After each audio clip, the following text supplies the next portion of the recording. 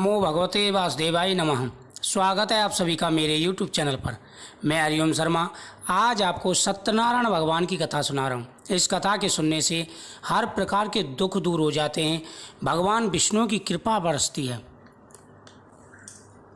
पूर्णमासी के दिन सत्यनारायण भगवान की पूजा की जाती है। शास्त्रों के हिसाब से माना जाता है जिस घर में सत्यनारायण भगवान की पूजा हो वहाँ पर कभी किसी प्रकार का दुख नहीं रहता। सबसे पहले मैं आपको सामग्री बता रहा हूँ, उसके बाद में आप कथा का श्रवण करें। भगवान के सामने दीपक जला करके, हाथ में पुष्प लेकर के, भगवान के नामों का उच्चारण करते हुए ओम नमो भगवते वासुदेवाय नमः मंत्र का जाप करते हुए कथा का श्रवण करें।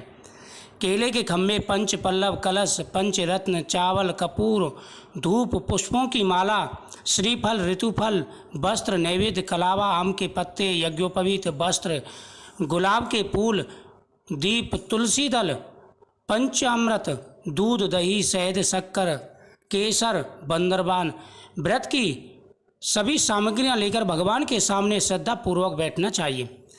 भगवान के सामने ऋतुफल और साथ ही कदली फल यानी केले का फल अर्पण करें, तुलसी पत्तर अर्पण करें। उसके बाद में कथा का श्रवण करें।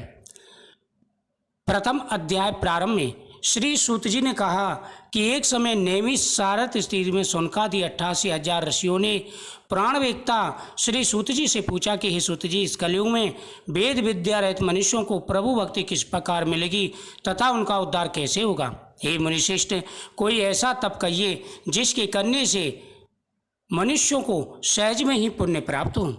सर्वशास्त्र ज्ञाता सूत जी ने कहा, वैष्णव पूज्य, आप सबने प्राणियों के हित को बात पूछी है। अब मैं श्रेष्ठ वेद को आप लोगों से बताऊंगा जिस वेद को नारद जी से लक्ष्मी नारायण भगवान ने कहा था। लक्ष्मीपति ने मुनिश्रेष्ठ नारद जी को बताया था। यह कथा ध्यान से सुने। एक समय योगीराज नारद जी दूसरों के हित की इच्छा से सभी लोकों में घूमते हुए मृत्युलोक में आ पहुँचे। यहाँ अनेक योनियों में जन्मे प्रातः सभी मनुष्यों को अपने कर्मों के अनुसार अनेक दुखों से पीड़ित देखकर उन्होंने विचार किया कि इस यत्न के करने से निश्चय ही प्राणी के दुखों का नाश हो सकेगा। ऐसा मन में विचार कर श्री नारद विष्णु लोक को गए। वह श्वेत वर्ण और 4 भुजाओं वाले देवोकेश भगवान नारायण को देखकर, जिनके हाथों में शंख, चक्र, गदा और पद थे तथा वरमाला पहने हुए थे, देखकर स्तुति करने लगे। नारद जी ने कहा कि हे भगवान, आप अत्यंत शक्ति से संपन्न हैं। मन तथा वाणी भी आपका पार नहीं पा सकती। आपका आदि मध्य अंत नहीं है। आप निर्गुण स्वरूप सृष्टि कारण भक्तों के को दुखों को नष्ट करने वाले हो। आपको मेरा नमस्कार है। नारद जी से इस प्रकार की स्तुति सुनकर विष्णु भगवान बोले कि हे मुनिश्रेष्ठ, आपके मन में क्या है? आपका किस काम के लिए आगमन हुआ है? निसंकोच कहें।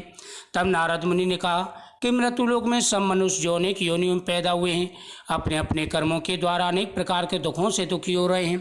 हे नाथ, यदि आप मुझ पर दया रखते हो तो बताइए, उन मनुष्यों के सब दुख तोड़े पितन से कैसे दूर हो सकते हैं? श्री विष्णु भगवान ने कहा, हे नारद, मनुष्यों की भलाई के लिए तुमने बहुत अच्छा प्रश्न किया है। जिस व्रत के करने से मनुष्य मुँह से छूट जाता है वह व्रत मैं तुमसे कहता हूँ। बहुत पुण्य देने वाला, स्वर्ग तथा मृत्यु लोक दोनों में उत्तम व्रत है। आज मैं प्रेमवश होकर तुमसे कहता हूँ, श्री सत्यनारायण भगवान का यह व्रत विधि विधान पूर्वक संपन्न करके मनुष्य सुख होकर मरने पर मोक्ष को प्राप्त होता है। श्री विष्णु भगवान के मुख से यह बात सुन करके नारद ने कहा कि हे भगवान, उस व्रत का क्या फल है, क्या विधान है? इससे पूर्व किसने यह व्रत किया और किस दिन व्रत करना चाहिए? कृपा कर विस्तार से बताएं। विष्णु भगवान ने कहा, नारद, दुख शोक आदि को दूर करने वाला यह व्रत सभी स्थानों पर विजय करने वाला है। भक्ति और श्रद्धा के साथ किसी भी दिन मनुष्य श्री सत्यनारायण भगवान के संध्या के समय ब्राह्मणों और बंधुओं के साथ धर्म परायण होकर पूजा करें। भक्ति भाव से नैवेद्य केले का फल, शक्कर, घी, गुड़, दूध और गेहूं का आटा सहाय ले। गेहूं के आवा में सांठी का चूड़ तिल से कहते हैं, उनको मिक्स करें। इन सबको भक्ति भाव से भगवान को अर्पण करें। बंधु बांधव सहित ब्राह्मणों को भोजन कराए, उसके पश्चात स्वयं भोजन करें। रात्रि में नाम संकीर्तन आदि का आयोजन करें। सत्ता भगवान का स्मरण करता हुआ समय व्यतीत करें। इस तरह मनुष्य जो व्रत करेंगे उनका मनोरथ निश्चय पूरा होगा। हे भक्तिराज, तुमसे तो विकराल कर काम छिपे नहीं हैं। खान पान आचार विचार को न चाहते हुए भी पवित्रता न रख पाने के कारण जो कि जीव मेरा नाम स्मरण करके ही अपना लोक पर लोक संवार सकेंगे। इसलिए विशेष रूप से कल काल में मृत्युलोक पर यही लघु और आसान उपाय है। इससे अल्प समय अल्प धन में प्रत्येक जीव को महान पुण्य प्राप्त होता है। इति श्री सत्यनारायण भगवान प्रथम अध्याय संपूर्ण। बोल लक्ष्मी नारायण भगवान की जय। द्वितीय अध्याय प्रारंभ में श्री सूत जी ने कहा कि ऋषियों, जिन्होंने पहले समय व्रत को किया है उनका इतिहास कहता हूँ, आप ध्यान से सुने। सुंदर काशीपुरी नगरी में एक अत्यंत निर्दय ब्राह्मण रहता था। वह ब्राह्मण भूख और प्यास से बेचैन होकर नित्य पृथ्वी पर घूमता था। ब्राह्मणों से प्रेम करने वाले श्री विष्णु भगवान ने ब्राह्मण को दुखी देखकर एक दिन बूढ़े ब्राह्मण का रूप धारण कर उस निर्धन ब्राह्मण के पास जाकर आदर से पूछा कि हे विप्र, तुम नित्य दुखी होकर पृथ्वी पर क्यों घूमते हो? हे श्रेष्ठ ब्राह्मण, ये सब मुझसे कहो, मैं सुनना चाहता हूँ। दरिद्र ब्राह्मण ने कहा कि मैं निर्धय ब्राह्मण हूँ, भिक्षा के लिए पृथ्वी पर फिरता हूँ। हे भगवान, यदि आप ऐसे छुटकारे को जानते तो कृपा करके मुझे बताइए। वृद्ध ब्राह्मण का रूप धारण कर किए हुए श्री विष्णु भगवान ने ब्राह्मण से कहा कि श्री सत्यनारायण भगवान मनवांछित फल देने वाले हैं, इसलिए तुम उनका पूजन करो, जिसके करने से मन सब दुखों से मुक्त हो जाता है। इसी के साथ दरिद्र ब्राह्मण को व्रत का सारा विधान बतलाकर बूढ़े ब्राह्मण का रूप धारण करने वाले श्री सत्यनारायण भगवान अंतर्ध्यान हो गए। जिस व्रत को वृद्ध ब्राह्मण ने बतलाया मैं उसको अवश्य करूँगा, यह निश्चय कर वह दरिद्र ब्राह्मण घर चला गया। परंतु उस रात्रि उस दरिद्र ब्राह्मण को नींद नहीं आई। अगले दिन वह जल्दी उठा और श्री सत्यनारायण भगवान का व्रत का निश्चय कर भिक्षा मांगने के लिए चल दिया। उस दिन उसको भिक्षा में बहुत सा धन मिला, जिससे उसने पूजा का सामान खरीदा। घर आकर अपने बंधु बांधवों के साथ श्री सत्यनारायण भगवान का वह व्रत करने लगा। वह दरिद्र ब्राह्मण सब दुखों से छूटकर अनेक प्रकार की संपत्तियों से युक्त हो गया। उस समय से वह विप्र हर मास व्रत करने लगा। सत्यनारायण भगवान के व्रत को जो शास्त्र विधि के अनुसार श्रद्धा पूर्वक करेगा, वह सब पापों से छूटकर मोक्ष को प्राप्त होगा। आगे जो मनुष्य पृथ्वी पर श्री सत्यनारायण भगवान का व्रत करेगा, वह सब दुखों से छूट जाएगा।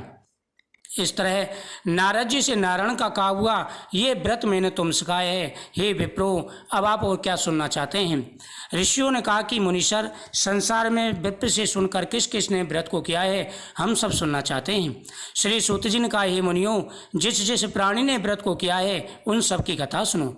एक समय वह ब्राह्मण धर्म और ऐश्वर्य के अनुसार अपने बंधु बांधवों के साथ अपने घर पर व्रत कर रहा था। उसी समय एक लकड़ी बेचने वाला बूढ़ा व्यक्ति आया। उसने सिर पर रखा लकड़ियों का गट्ठर बार रख दिया और विप्र के मकान में चला गया। प्यास से दुखी लकड़हारा विप्र को व्रत करते हुए देखकर प्यास को भूल गया और नमस्कार कर पूछा कि हे विप्र, आप ये किसका पूजन कर रहे हैं? इस व्रत को करने से क्या फल मिलता है? ब्राह्मण ने कहा, सब मनोकामनाओं को पूरा करने वाला श्री सत्यनारायण भगवान का व्रत है। इन्हीं की कृपा से मेरे धन दान आदि की वृद्धि हुई है। विप्र से व्रत के बारे में जानकर लकड़हारा बहुत प्रसन्न हुआ। भगवान का चरणामृत और भोजन करने के बाद अपने घर को गया। अगले दिन लकड़हारे ने मन में संकल्प किया, आज ग्राम में लकड़ी बेचने से जो धन मिलेगा उससे श्री सत्यनारायण भगवान का उत्तम व्रत करूँगा। वह लकड़ियों का गट्ठर अपने सिर पर रखा। जिस नगर में धनवान लोग रहते थे, ऐसे सुंदर नगर में गया। उस दिन उन लकड़ियों का दाम पहले दिनों से चौगुना मिला। तब वह बूढ़ा लकड़हारा अति प्रसन्न होकर पके केले की फली, शक्कर, घी, दूध, गेहूं का चूर्ण इत्यादि ले श्री सत्यनारायण भगवान की समय की सभी सामग्री लेकर अपने घर आ गया। अपने बंधु बांधवों को बुलाकर विधि विधान के साथ उसने भगवान का व्रत किया। उस व्रत के प्रभाव से वह बूढ़ा लकड़हारा पुत्र आदि से युक्त हुआ और संसार के समस्त सुख होकर बैकुंठ नाम को चला गया। इति श्री सत्यनारायण व्रत का द्वितीय अध्याय संपूर्ण। बोल लक्ष्मी नारायण भगवान की जय। श्रीमन्नारायण नारायण नारायण गोविंद नारायण नारायण नारायण। बोल लक्ष्मीनारायण भगवान की जय। तृतीय अध्याय प्रारंभ में श्री सूत जी बोले, हे श्रेष्ठ मुनियों, आगे की कथा कहता हूँ। पूर्व काल में उल्लामुख नाम का एक बुद्धिमान राजा था।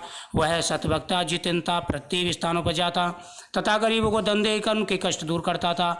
उसकी पत्नी कमल के समान मुख वाली सती साध्वी थी। भद्रशिला नदी के तट पर उन दोनों ने श्री सत्यनारायण भगवान का व्रत किया। उस समय वहाँ एक साधु वैश्य आया। उसके पास व्यापार के लिए बहुत साधन था। वह वैश्य नाव को किनारे पर ठहराकर राजा के पास आ गया। राजा को व्रत करते हुए देखकर विनय के साथ पूछने लगा, हे राजन, भक्ति से आप क्या कर रहे हैं? मेरी सुनने की इच्छा है, सो आप मुझे बताइए। महाराज उल्लामुख ने कहा कि हे साधु वैश्य, मैं अपने बंधु बांधवों के साथ पुत्रादि की प्राप्ति के लिए महाशक्तिमान सत्यनारायण भगवान का व्रत व पूजन कर रहा हूँ। राजा की वचन सुनकर साधु नामक वैश्य ने आदर से कहा कि हे राजन, मुझे भी इसका सब विधान बताइए। मैं भी आपके कथानुसार व्रत को करूँगा। मेरी कोई संतान नहीं है, मुझे विश्वास है कि निश्चय इससे संतान होगी। राजा से सब विधान सुन व्यापार से निमृत वैश्य आनंद के साथ घर गया। वैश्य ने अपनी पत्नी से संतान देने वाले उस व्रत का समाचार सुनाया। कहा कि जब मेरे संतान होगी तब मैं व्रत को करूँगा। लीलावती ने अपने पति लीलावती से कहे, एक दिन उसकी पत्नी लीलावती आनंद ने तो संसार धर्म में प्रवत हो श्री सत्यनारायण भगवान की कृपा से गर्भवती हो गई। 10वें महीने में उसने सुंदर कन्या को जन्म दिया। दिनों दिन वह कन्या आश्चर्य बढ़ने लगी, जैसे शुक्ल पक्ष का चंद्रमा बढ़ता है। कन्या का नाम कलावती रखा गया। तब लीलावती ने मीठे शब्दों में अपने पति को स्मरण दिलाया, आपने जो भगवान का व्रत करने का संकल्प किया था, अब आप उसे पूरा करिए। साधु वैश्य ने कहा, हे प्रिय, मैं कन्या के विवाह पर व्रत करूँगा। इस प्रकार अपनी पत्नी को आश्वासन दे व्यापार करने के लिए चला गया। कलावती पितृ वृद्धि को प्राप्त हो गई। लौटने पर साधु ने जब नगर में सखियों के साथ अपनी पुत्री को देखा, दूत को बुलाकर कहा कि पुत्री के वास्ते को शोक बढ़ते कर लाओ। साधु वैश्य की आज्ञा पाकर दूत कंचन नगर पहुंचा। खोज कर देखभाल कर वैश्य की लड़की लिए शोक बढ़ित पुत्र देकर ले आया। उस स्वेग लड़के को देखकर साधु नाम वैश्य ने अपने बंधु बांधवों के साथ प्रसन्नचित होकर अपनी पुत्री का विवाह उसके साथ कर दिया। दुर्भाग्य से विवाह के समय सत्यनारायण भगवान का व्रत करना भूल गया। इससे भगवान क्रोधित हो गए। उन्होंने श्राप दिया कि तुम्हें दारुण दुख प्राप्त होगा। अपने कार्य में कुशल साधु अपने दामाद सहित नावों को लेकर व्यापार करने के लिए समुद्र के समीप स्थित रत्नसारपुर नगर में गई। दोनों ससुर जमाई राजा चंद्र केतु कृष्ण व्यापार करने लगे।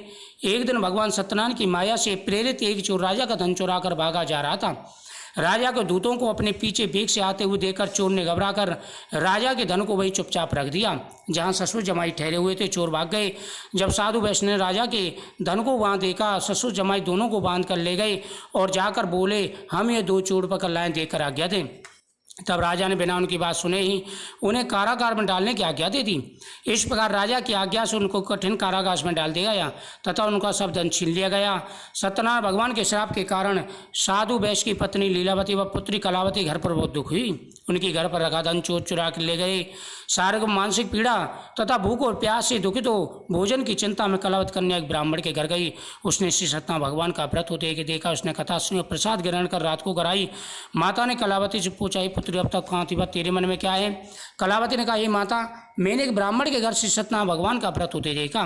कन्या के वचन सुनकर लीलावती ने सत्यनारायण भगवान के पूजन की तैयारी की और परिवार सहित बंदियों से सत्यनारायण भगवान का पूजन किया और क्षमा याचना की कि हे प्रभु, आप हमारे अपराध को क्षमा करें और मेरे पति और दामाद को शीघ्र ही वापस कर दें। इससे भगवान संतुष्ट हो गए। उन्होंने चंद्रकेतु को स्वप्न दर्शन देकर कहा, हे राजन, जिन दोनों वैश्यों को तुमने बंदी बना रखा है वे निर्दोष हैं, उन्हें प्रातः ही छोड़ दो, नहीं तो मैं तेरा धन पुत्र आदि नष्ट कर दूंगा। राजा ने सुबह सभा में उन दोनों को बुलाया। दोनों ने आते ही राजा को प्रणाम किया। राजा ने कहा कि हे महानुभावों, भाभी बस ऐसा कठिन दुख प्राप्त हुआ है, अब तुम्हें कोई भय नहीं है। उसके बाद उनको नए नए वस्त्रभूषण पहनाए तथा उनका जितना धन लिया था उससे दूना धन देकर आदर के साथ विदा किया। दोनों वैश्य अपने घर को चल दिए। इति श्री सत्यनारायण व्रत का 33 अध्याय संपूर्णम। लक्ष्मी नारायण भगवान की जय। ओम नमो भगवते वासुदेवाय। ओम नमो भगवते वासुदेवाय। बोले सत्यनारायण भगवान की जय। 4th अध्याय प्रारंभ में श्री सूत जी ने कहा कि वैश्य ने मंगलाचार्य यात्रा की अपने नगर को चला। उनके थोड़ी दूर निकलने पर दंडी वेशधारी श्री सत्यनारायण भगवान ने उनसे पूछा, हे साधु, तेरे नाम में क्या है? अभिमानी बड़े हंसता हुआ बोला, क्या दंडी, अब क्यों पूछते हैं? क्या धन लेने की इच्छा है? मेरी नाम में तो बेल और पत्र भरे हुए हैं। वैश्य का कठोर वचन सुनकर भगवान ने कहा, तुम्हारा वचन सत्य हो। ऐसा कहकर वहाँ से चले गए। कुछ दूर जाकर समुद्र किनारे बैठ गए। वैश्य नित्य क्रिया से निवृत्त होने के बाद नाव को ऊंचे देकर अचम्मा किया। नाव में बेलपत्र आदि देखे तो मूर्छित हो जमीन पर गिर पड़ा। मूर्छा खुलने पर अत्यंत शोक प्रकट करने लगा। तब उसके दामाद ने कहा कि आप शोक ना करिए, दंडी का श्राप है, अतः उनकी शरण में चलना चाहिए, तभी हमारी मनोकामना पूरी होगी। दामाद के वचन सुनकर वह वैश्य साधु महाराज के पास पहुंचा। अत्यंत भक्तिभाव से प्रणाम करके बोला, मैंने जो आपसे सब वचन कहे थे उनके लिए क्षमा करें। ऐसा कहकर मानसों का तो रोने लगा। तब दंडी भगवान बोले, हे बड़ित पुत्र, मेरी आज्ञा से तुम्हें बार बार दुख की प्राप्ति हुई है, तुम मेरी पूजा से विमुख हुआ है। साधु नामक वैष्णव का, हे भगवान, आपकी माया से ब्रह्मा आदि वे आपके रूप को नहीं जानते, तब मैं अज्ञान कैसे जान सकता हूँ।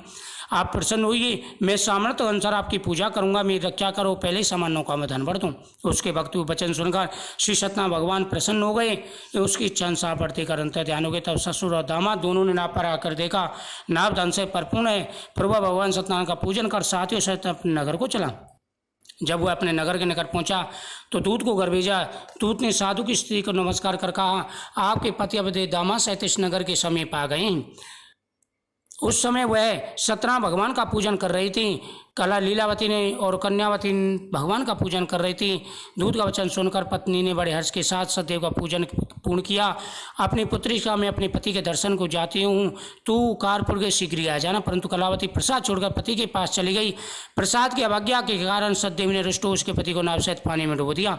कलावती अपने पति को न देखकर रोती जैन पर गिर पड़ी।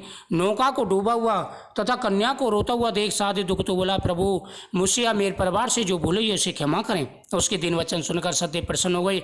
आकाशवाणी, ये वैश्य तेरी कन्या मेरा प्रसाद छोड़कर आई है, इसलिए इसका पति अदृश्य हुआ है। यदि वह घर जाकर प्रसाद खाकर लौटे तो इसे इसका पति अवश्य मिलेगा। आकाशवाणी सुनकर कलावती ने घर पहुंचकर प्रसाद गाया, प्राक अपने पति के दर्शन किए। इति श्री सत्यनारायण व्रत का चतुर्थ संपूर्ण। लक्ष्मी नारायण भगवान की जय। पंचम अध्याय प्रारंभ में श्री सूति जी ने कहा कि ऋषियों में एक और कथा कहता हूँ।